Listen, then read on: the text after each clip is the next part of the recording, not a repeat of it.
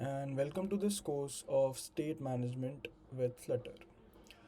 At the end of this course, you will understand what is state management, different state management approaches like provider, block, and GetX.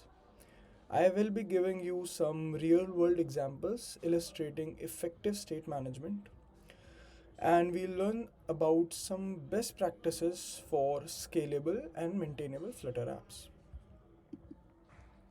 My name is Utkarsh Rastogi, and I am currently a Flutter lead at Hauser.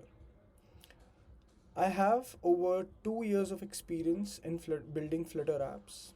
I have previously worked with a legal tech startup called Legistify. I've also participated in a 36-hour intensive hackathon where I presented some innovative solution to real world problems and secured prize money of 1.25 lakh. So let's get into it. Let's start with what you will gain today. By the end of this session, you'll emerge with a clear understanding of state management in Flutter. We'll start from scratch, covering the basics and gradually building up to advanced concepts. Together, we'll demystify the essential aspect of Flutter development, empowering you to apply state management techniques confidently in your projects. So let's start with a real world example. Imagine you're playing a video game on your phone. In the game, you have a character that can jump, run, collect coins. Now think about how game changes when you do something like collecting a coin or jumping over an obstacle. That's kind of how state management works in a Flutter app. State management is like the game, keeping track of what's happening and making sure everything looks right on the screen. So when you collect a coin, the game knows to update the score, or when you jump, it knows to move your character up. It's all about making sure the game reacts properly when you do something. That's what state management is all about. It's like the game's way of keeping track of what's going on and making sure everything looks and works the way it should. So, uh, a question arises, why should we use state management at all? And why does it matter? Well, imagine using an app that lags or doesn't respond to your actions promptly. That's the consequence of a poor state management. On the flip side, well managed state ensures a seamless, responsive user experience. It's the backbone of every successful Flutter app, ensuring smooth transitions and real time updates. So there are different approaches we can go with for implementing state management. Some of the popular ones are provider, block, and GetX. So let's go through them one by one. So block uses an event-driven architecture using streams and sinks. It has moderate complexity, which is suitable for large-scale projects. It requires a separate package for dependency injection.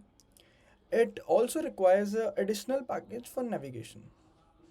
So about GetX, it has a reactive state management with minimal boilerplate.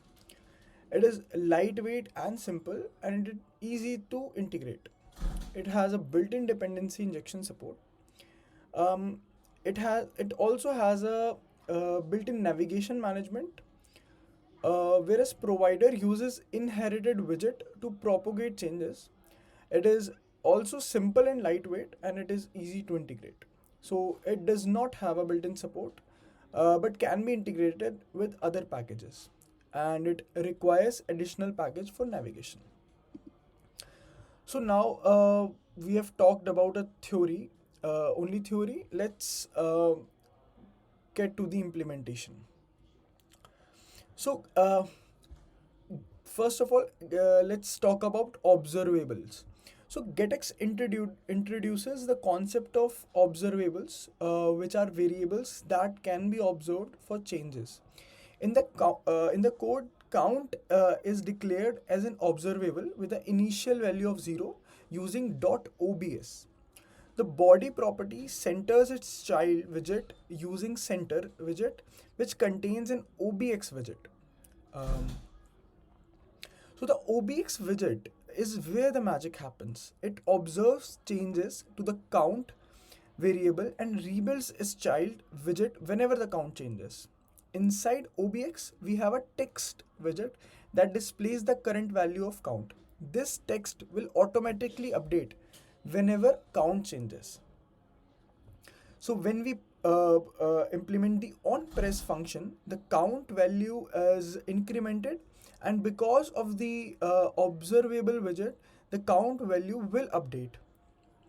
So let's see in the UI part what will happen.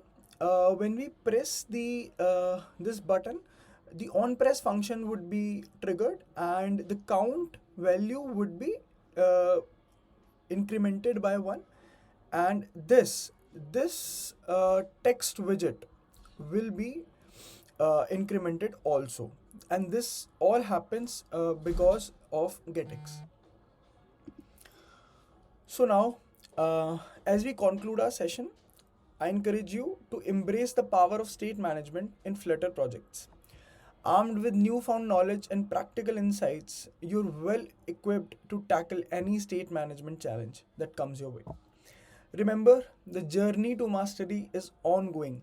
Keep learning, keep experimenting, and keep building amazing Flutter apps.